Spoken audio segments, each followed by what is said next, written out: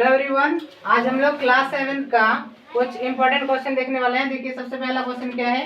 एक आयत की लंबाई 6.2 सेंटीमीटर है और इसकी चौड़ाई 5.4 सेंटीमीटर है और हमको निकालने बोला है आयत का परिमाप।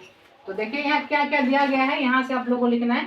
यहाँ क्या दिया गया है, ये आप लोगों को पहले लिखना है क्या दिया गया है। तो देखिए लंबाई दिया हुआ है, लंबाई यानी एल यानी लेंथ कितना दिया है 6.2 सेंटीमीटर। इसके अलावा क्या दिया है चौड़ाई, चौड़ाई यानी ब्रेथ कितना दिया है 5.4 सेंटीमीटर। अब देखिए हमको क्या निकालने बोला है, आयत की परिमाप। यानी यहाँ फार्मूला लिखेंगे आयत का परिमाप। तो आयत का परिमाप क्या होता है, ये होता है 2 × L + B। अब यहाँ पुट करेंगे, 2 का 2 लिख देंगे इंटू L यानी लंबाई कितना दिया है 6.2 सेंटीमीटर। 6.2 फिर प्लस है तो प्लस लिखेंगे और ब्रेथ यानी कि चौड़ाई कितना दिया है 5.4, तो यहाँ लिखेंगे 5.4 और फिर लिखेंगे 2 गुना। अब इन दोनों को क्या करेंगे जोड़ेंगे, तो यहाँ जोड़ते हैं 6.2 और कितना है 5.4, दोनों को जोड़ देंगे तो कितना हो जाएगा 4 और 2 6 पॉइंट है तो पॉइंट दे देंगे और 5 और 6 11 यानी कितना हो गया 11.6। अब इन दोनों को क्या करना है गुना करना है, तो गुना करेंगे किससे 2 से, गुना करते हैं 2 6 12 और यहाँ पॉइंट है तो पॉइंट दे देते हैं और फिर 2 का पारा एक बार 2 एकम 2 और 12 में 1 बचा था यानी 2 एकम 2 और 1 3 और फिर 2 का पारा एक बार 2 एकम 2 यानी कि कितना आ गया 23.2 सेंटीमीटर। अगला क्वेश्चन देखिए, अगला क्वेश्चन क्या है, एक वर्ग की भुजा 2.9 सेंटीमीटर है तो इसका क्षेत्रफल ज्ञात कीजिए।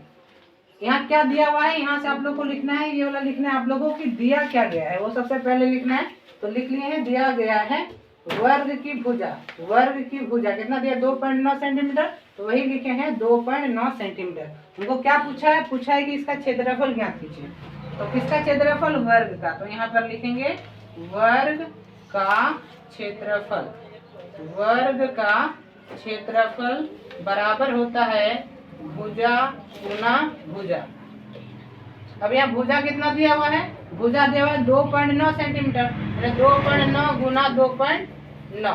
अब दोनों को क्या करेंगे गुना करेंगे, तो यहाँ कर देते हैं। अभी पॉइंट जो है हम गुना नहीं करेंगे, बाद में उसको हम पुट कर लेंगे। देखिए अभी हम लिखते हैं 29 और फिर 29, 29 से 29 को गुना करते हैं। 9 नाम कितना हो गया 81, हाथ में 8 और फिर 9 दूना 18 और 8, 18 और 8 हो गया 26, 26 का क्या लिखेंगे 6, हाथ में 2 यानी 26 का 26 फिर गुना फिर 2 नाम 18 हाथ में 1 और 2 दूना 4 और 1 5। अब इसको जोड़ लेते हैं, यहाँ 1 हो गया और 8 6 14 हो गया, 5 2 7 और 1 8 यानी कितना आ गया 841। हम अभी पॉइंट नहीं लगाए हैं, अब लगाएंगे।